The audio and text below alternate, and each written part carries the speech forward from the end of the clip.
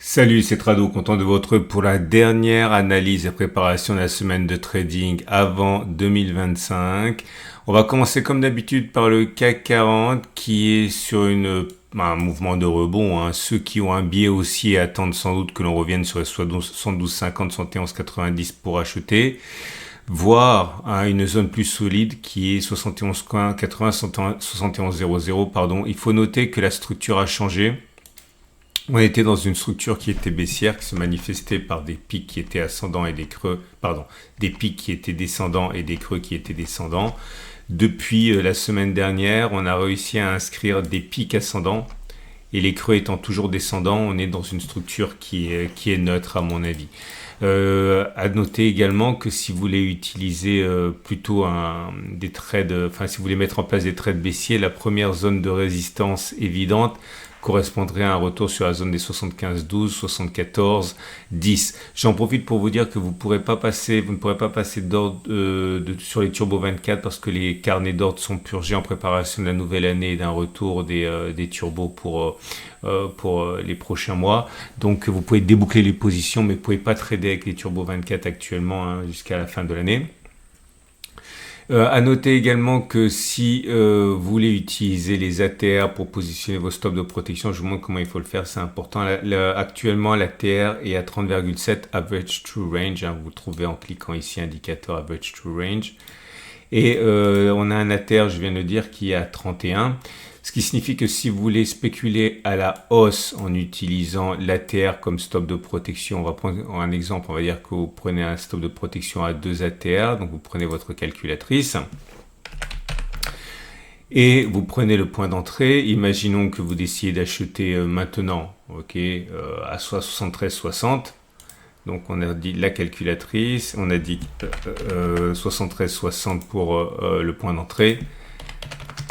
Si vous prenez un stop de protection à 2 ATR, vous le prenez donc vous enlevez 31 une fois et 31 deux fois encore. Ça fait un stop de protection à 72,98. Donc si vous rentrez maintenant avec un stop de protection à 2 ATR, vous avez un stop de protection qui est ici. Ok. Bon, beaucoup attendront plutôt que l'on revienne sur un support pour acheter, hein, mais c'est pas obligatoire non plus. Imaginons maintenant que vous décidez de spéculer à la baisse sur un niveau actuel. Là, dans ce cas, si vous mettez un stop de protection à 2 ATR, vous allez devoir ajouter 31. Donc, si vous rentrez maintenant à 73,60 et que vous ajoutez un ATR, vous avez un stop de protection qui est à 73,91. 113,91, ça veut dire que votre stop de protection, il est à peu près ici. Ok, 113,91. À noter là aussi, hein, que beaucoup préféreront attendre que l'on revienne sur une zone de résistance pour spéculer à la baisse. Mais là aussi, hein, c'est pas obligatoire. C'est simplement que beaucoup préfèrent entrer sur support et sur résistance. Petit détour du côté des bougies Aiki-Nashi pour vous montrer l'état des forces en présence. Vous voyez, c'est vert, donc c'est plutôt haussier.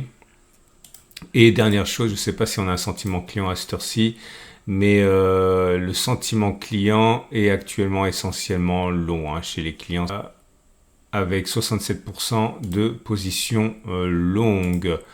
On va donc passer au marché suivant qui est le DAX. Le DAX qui est également dans une situation de rebond technique évident. On arrive sur une zone de résistance ici à 20, 100, 19, 980. Si vous voulez rentrer à la baisse, vous avez une zone intéressante pour le faire. Si vous êtes plutôt patient, eh bien, vous pouvez attendre un retour sur la zone de résistance des 20, 540, 20, 370. À l'inverse, si vous voulez acheter, vous pouvez bénéficier d'une zone de support ici à 19, 900, 250, 18, 800. Plus près de nous, 19 660, 19 630. Et là, par contre, la structure n'est pas haussière, hein. Elle n'est pas neutre, elle est baissière encore, puisqu'on n'a pas réussi à passer ni les plus hauts. On a toujours des creux qui sont descendants et des pics qui sont descendants. On va passer maintenant au marché américain avec le SP500 qui est dans une structure haussière. Regardez, on est avec des pics qui sont ascendants et des creux qui sont pour l'instant ascendants. On n'a pas réussi à casser ni les plus hauts ni les plus bas à la baisse, hein. Donc on est en structure haussière. On a une zone de support à 59,20, 57,95.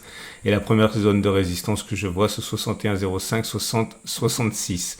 Pareil pour le Nasdaq qui est en situation de rebond depuis les plus bas, depuis le support journalier des 20 715, 20 300. On est sur une structure qui est, alors j'ai oublié de le faire figurer, mais on est sur une structure qui est plutôt haussière, hein. Alors ça se joue pas à grand chose, Mais regardez, on a ici une structure qui est aussi randonnée 4 heures. On est sur une zone de support qui peut vous intéresser, 21 350, 21 200. Pour les plus patients, 21, 20 715, 20 300. Et la zone de résistance n'a pas changé depuis de nombreuses journées, hein. C'est 22 120, 21 730. L'euro-dollar à présent, comme vous pouvez l'imaginer, on est plutôt faible, hein, puisque le dollar, lui, est en pleine forme. On est sur une zone de support à 1,0423, 1,0333. Ceux qui veulent acheter peuvent intervenir dans cette zone en utilisant un stop de protection si vous le désirez, à 2, 3, 1 ATR. Prochaine résistance, 1,0538, 1,0513. La structure, elle est baissière. Et on va terminer avec Bitcoin qui fatigue et qui est en train de travailler le support des 95 000, 94 000. C'est une zone d'achat, cette zone-là.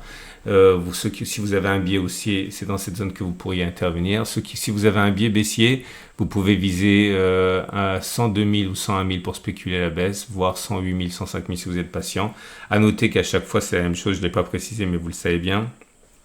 Si un support casse, normalement, la tendance devient souvent baissière. Et là, regardez, si on arrive par exemple à casser cette zone et un retour sur cette zone des 95 000 serait support, hein, par la règle du changement de polarité. Certains pourraient être tentés de spéculer à la baisse sur ce niveau. Voilà, je vous souhaite d'excellents préparatifs de réveillon de fin d'année et je vous donne rendez-vous pour ce format la semaine prochaine, à savoir que je risque d'avoir du retard ou de l'avance, je ne sais pas trop, pour ce format parce que je vais être en congé moi-même, donc je vais manquer de régularité, sachez-le. J'espère pouvoir vous accompagner quand même, mais ne soyez pas surpris si la vidéo n'arrive pas au moment habituel. Excellente journée, excellente semaine, très belle fête de fin d'année et à l'année prochaine.